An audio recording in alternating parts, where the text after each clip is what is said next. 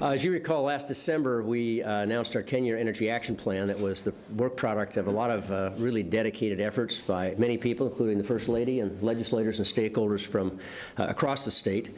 And this plan is a central element of our strategy to position Oregon to be more economically competitive in the 21st century and sets up a framework that will allow us to meet three very important goals. First, to meet 100% of our electricity load growth through energy efficiency and conservation.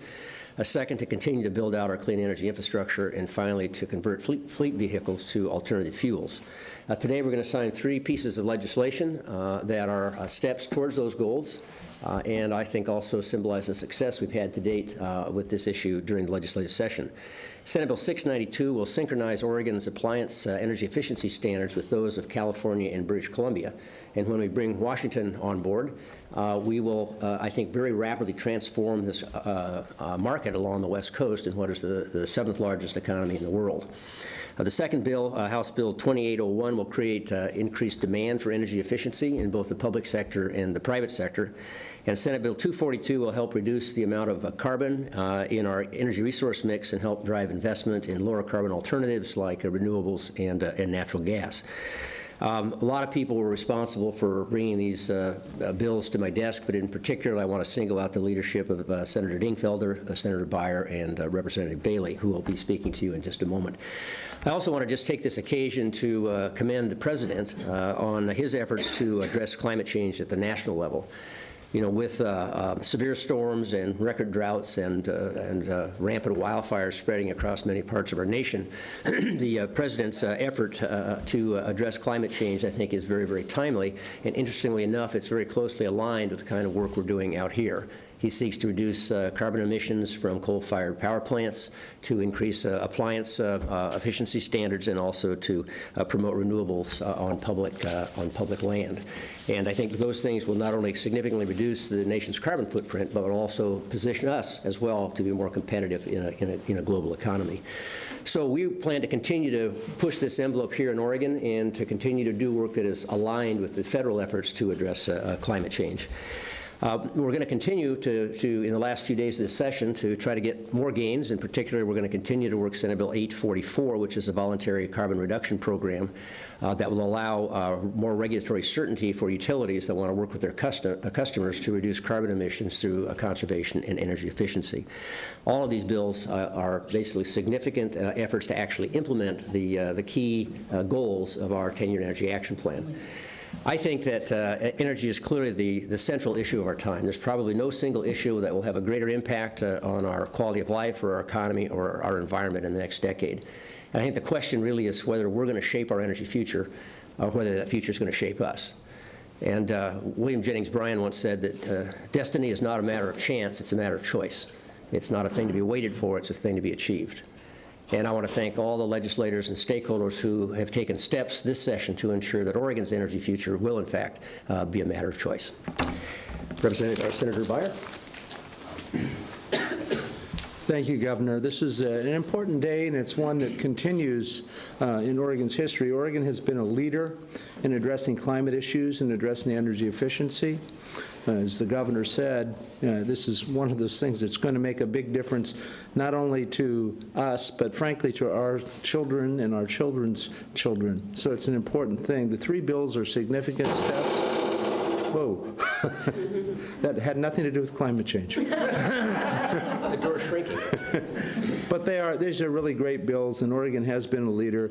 The one that I've been working on lately, and we still have to get through the House, is Senate Bill 844, which, as the governor said, addresses the use of natural gas. And that's important for a couple of reasons. One, natural gas is one of the primary fuels that we use in the state for energy, both generating electricity and vehicles. It has the potential to significantly change the way we fuel cars along with electric vehicles, to save greatly on things. The nice thing about if you can get to the conversion of natural gas for vehicles and trucks It extends your engine life by about 3 times, cuts your maintenance costs, and right now it costs about 40% of gasoline or diesel fuel. So there's a real potential there, but it's a chicken and egg situation, one that the gas companies have come to the forefront and agreed to work on, as has the trucking industry. So it's a good potential. So thank you for being here today. Thank you, Governor, for your leadership.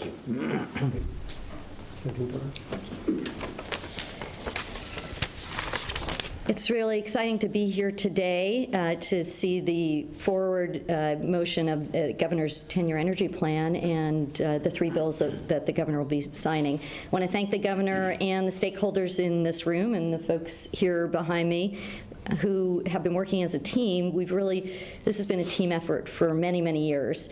This is actually the 4th time that I've worked on a type of bill like Senate Bill 692, which I'm very excited to report has passed both houses, and that's why we're here today to watch the Governor sign it.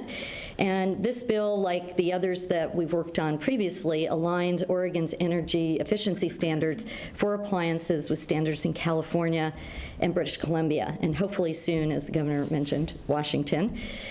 We are very excited about the prospect of these new appliance standards saving money, reducing electricity use, and lowering our greenhouse gas emissions.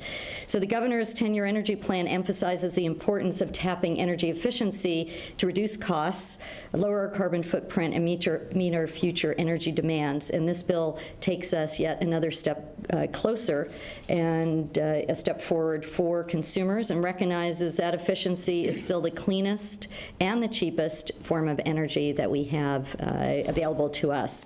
As the Governor mentioned, by aligning these standards along the whole West Coast, we can scale energy efficiency benefits to realize major environmental and economic effects. And if Washington, Oregon, and California have aligned their appliance standards by 2014, we will save it's a big number. We will save 6,979 gigawatts of electricity between the 3 states in 2025. And that translates into $940 million in consumer savings, according to the Appliance Standards Awareness Project. It's a huge amount of savings, and that's more dollars that are here in our consumers' pockets, and for the state to spend and for us to spend on other things.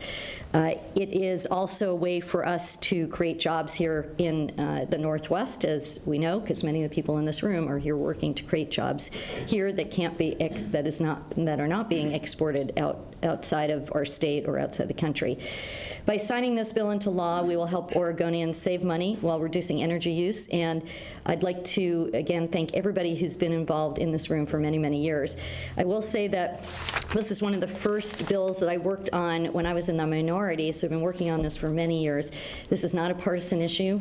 It's a bipartisan effort. We've worked hard across the aisle to make sure that we had a good margin of votes on both sides, because saving money and promoting jobs in the state obviously is something that all Oregonians are interested in. And I want to thank the Governor again for your leadership over the many years, and look forward to hopefully working on some more. And thought it was pretty strategic that you aligned this with Obama's plan coming out today, so I was very impressed.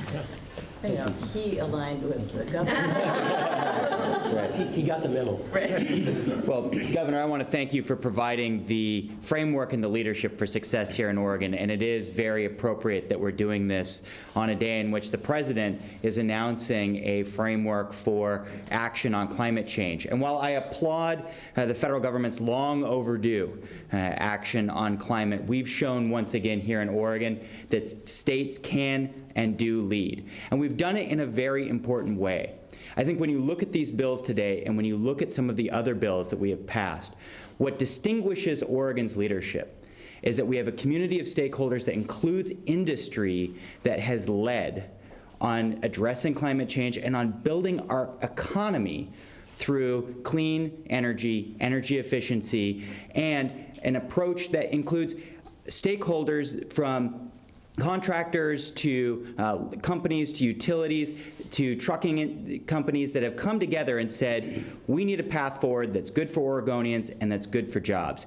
That is very evident in House Bill 2801, where we had the energy efficiency community step forward and say, We need standards that will ensure a good job done every time when we're doing home energy performance scores, when we're doing energy assessments.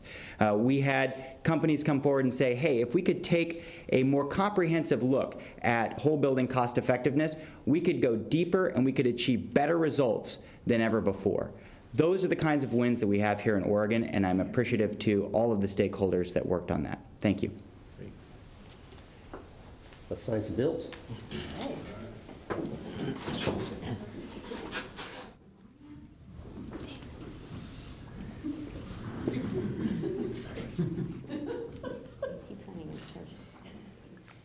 We get to do the pen thing? Yeah, we're doing the pen All thing right, here. cool.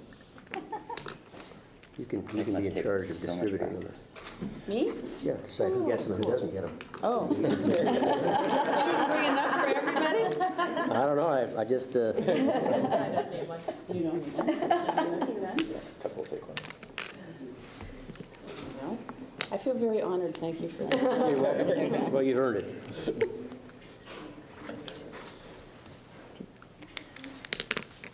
Oh, see, Jackie gets the other side. Gotta keep going. I need a couple others you. over here. Okay, they're coming right up, there's one. Congratulations.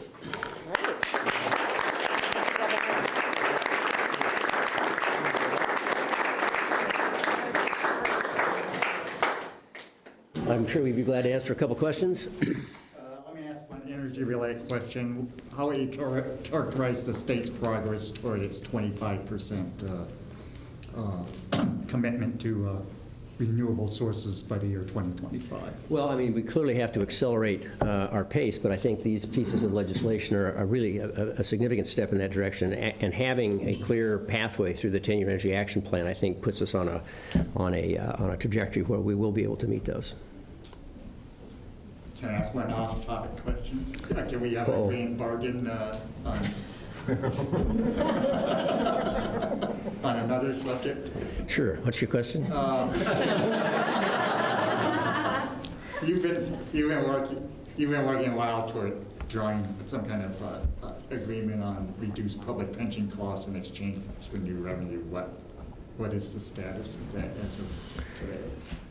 Well, I think at this point, the issue really hinges around the viability of a proposal being crafted primarily by Senators George and Boquist to provide a tax cut for small businesses. It's an extraordinarily complicated issue. We don't usually develop tax policy in a matter of a week. I'm very supportive of the concept. I believe, though, that we need some sideboards on it, and for me to sign that bill, we would require some kind of a sunset, maybe after 4 tax years. The problem is we can't accurately predict the behavior of taxpayers who will shift their structures in order to take advantage of that tax cut, and we don't want to create another Betsy here. We want to make sure that we do this thoughtfully. So if we're going to put together a significant change in our tax code in a very, very short period of time, there have to be some checks and balances on that. So I don't know whether that is acceptable to those who are advancing the measure, but those are the sideboards that I would be required to sign the bill. So is there no framework for a deal that's just PERS and revenue without the tax plan? Well, I think there probably is. The question is, again, the Senate would have to move that to the floor, and they may well do that. I mean, I think there's probably 2 steps. If we can't work out a way for this small business tax cut to be actually enacted this session and essentially try to do that in 2014 when we have a little more time, I think the fallback position then would be just a straight vote on additional PERS reforms and revenue for education. Thanks a lot. Thanks for